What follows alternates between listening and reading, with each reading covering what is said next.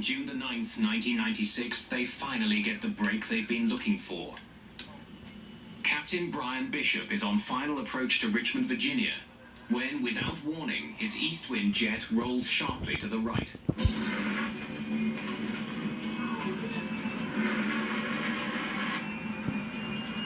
We didn't know to what extent, but we knew we had a problem with the rudder. I turned the yoke the opposite direction and stood on the opposite rudder pedal. The pedal didn't move for me.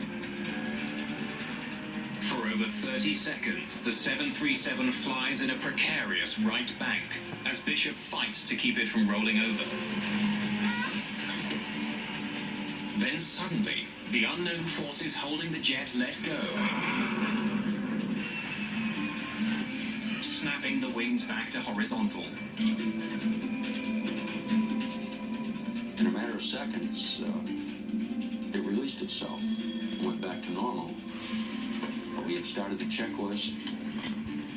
Almost before I could finish the sentence, all of a sudden there was just a wham.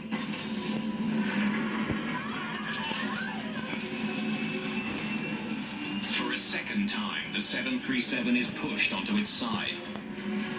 For 30 harrowing seconds, the 737 takes on a life of its own. Then, once again, as quickly as it began, the rollover stops. After the second time, I looked at the first officer and I said, "Declare an emergency. Tell the controller we have flight control problems."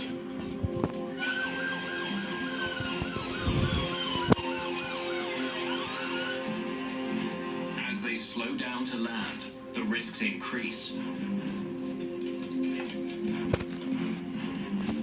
If the third rollover occurs, they won't have enough airspeed to recover. I did at some point tell my first officer to look out the window and find a dark spot. It was nighttime and we were looking to avoid a neighborhood or a populated area. And he very calmly responded that, "Hey, here's a spot over here."